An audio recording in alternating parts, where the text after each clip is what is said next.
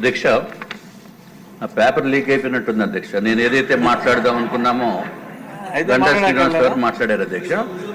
కొన్ని డెఫినెట్గా లీక్ అయిపోయింది. Something somewhere went wrong. అధ్యక్ష, ఈ సమయం ఎక్కువ తీసుకోను నేను, ఎందుకంటే ఐటీ రంగము అందరికీ తెలుసు, ప్రపంచం మొత్తం మీద ప్రతి ఒక్క భారతీయుడికి తెలుసు చంద్రబాబు నాయుడు గారు హైదరాబాద్లో ఏ విధంగా డెవలప్ చేశారనేది అధ్యక్ష. అట్లాగే అధ్యక్ష, వాస్తవాలు మాట్లాడుకోవాలి కాబట్టి Visakhapatnam IT parks association, Rushikonda IT parks association అధ్యక్ష నేను ప్రెసిడెంట్ అధ్యక్ష. నాకు కూడా ఒక కంపెనీ ఉంది. అట్లాగే రాజశేఖర రెడ్డి గారి సమయంలో వారి టైంలో మాకందరికీ కూడా ల్యాండ్స్ అలాట్ చేశారు అధ్యక్ష. చేసిన తర్వాత అక్కడ మేము బిల్ చేసాము.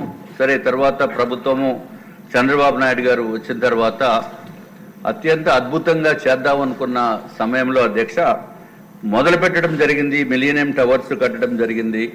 అట్లాగే అన్ని బిల్డింగ్స్ లోకేష్ బాబు గారు కూడా ఎంతో మిలియం ఫేజ్ 2 టవర్స్ కూడా వారి ఆధ్వర్యంలోనే జరిగింది అధ్యక్ష. కానీ విశాఖపట్నానికో ఆంధ్ర రాష్ట్రానికో పట్టిన దురదృష్టం ఏంటంటే జగన్మోహన్ రెడ్డి గారు వచ్చిన తర్వాత వారికి ఐటీ రంగం మీద పూర్తి పట్టు కానీ వారికి ఉన్న అక్కడ ఉన్న మంత్రివర్యులకి కానీ ఏమీ తెలియనటువంటి వాళ్ళని ఐటీ మంత్రి కింద పెడితే మనము అక్కడ ఎక్కడికి వెళ్ళి గుడ్డు అని చెప్పి ఏదో మాట్లాడిన విషయాలు నేను మాట్లాడకూడదు లేను మళ్ళా అని. సో అటువంటి వారికి దురదృష్టం కొలిది ఇచ్చిన మళ్ళా అని సర్వనాశనం అయిపోయింది అధ్యక్ష. వారు చెప్పిన మాటలు కాకుండా వేరే చెప్తున్నా. STPI central government incubation centre విశాఖపట్నంలో పర్మిషన్ ఇచ్చి సెంట్రల్ గవర్నమెంటే డబ్బే 440 కోట్ల రూపాయలు డబ్బు ఇచ్చి ల్యాండ్ ఇవ్వండి బాబు మేము కడతామని చెప్పిన ల్యాండ్ కూడా ఇవ్వనటువంటి పరిస్థితి. ల్యాండ్ కూడా పెద్ద ఎక్స్టెంట్ కూడా కాదు, జస్ట్ ఓన్లీ 1 ఏకర్ ల్యాండ్. అది కూడా ఆ పాత ప్రభుత్వంలో ఏమీ చేయలేదు అధ్యక్ష. అట్లాగే అధ్యక్ష, వాళ్ళు చేసిన గొప్పతనం ఏంటంటే ఏదైతే మిలీనియం టవర్స్ ఉన్నాయో, మిలియన్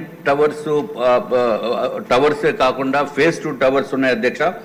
దాంట్లో చంద్రబాబు నాయుడు గారు లోకేష్ బాబు గారు ఉన్న సమయంలో అధ్యక్ష స్టార్టప్ విలేజ్ అని చెప్పి కట్టారు అధ్యక్ష. ఆ స్టార్టప్ విలేజ్లో 150 స్టార్టప్ కంపెనీస్, చిన్న స్టార్టప్ కంపెనీస్ ఉండి అధ్యక్ష. అట్లాగే నాస్కామ్ వేర్ హౌస్ సెంటర్ కూడా ఉండేది, లోకేష్ బాబు గారికి తెలుసు. అట్లాగే సింగపూర్ ఇంక్యుబేషన్ సెంటర్ కూడా అక్కడ ఉండేది అధ్యక్ష. వీళ్ళు వచ్చిన తర్వాత మొత్తం అన్నింటినీ వెకేట్ చేశారు. నువ్వు ఉంటావా పోతావా, మేము వైజాగ్కి క్యాపిటల్ తీసుకొచ్చేస్తాము, మీరు బయటికి పోండి అన్నట్టు పెట్టి బై ఫోర్స్ చేస్తే ఇది ఎక్కడ గొడవ వాళ్ళని చెప్పి వాళ్ళందరూ కూడా ఇతర రాష్ట్రాలకి వెళ్ళిపోయిన పరిస్థితి అధ్యక్ష.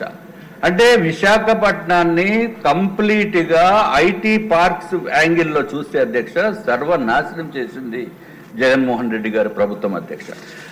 నేను ఇంకొకటి అడుగుతున్నాను. ఐబిఎం సెంటర్ ఉండేది. IBM is a very prestigious company అధ్యక్ష.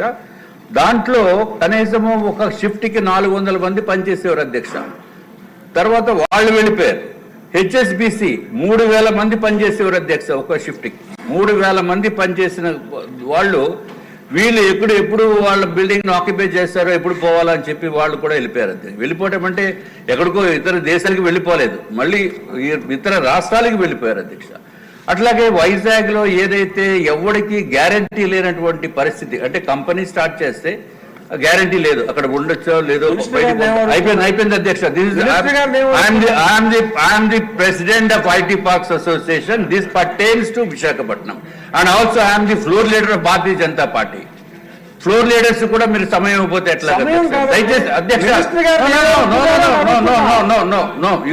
I don't have any other option. ఎందుకంటే గౌరవ మంత్రివర్యులు ఉన్నారు, ఆయన దీని మీద పైన సమాధానం చెప్పాలి, డెఫినెట్ గా సమాధానం చెప్పాలి అధ్యక్ష. ఎందుకంటే అధ్యక్ష మేము నిక్సీ అని national internet exchange of India, ఆ నిక్సీని తీసుకురావడానికి పూర్తి ప్రయత్నం చేశాం అధ్యక్ష.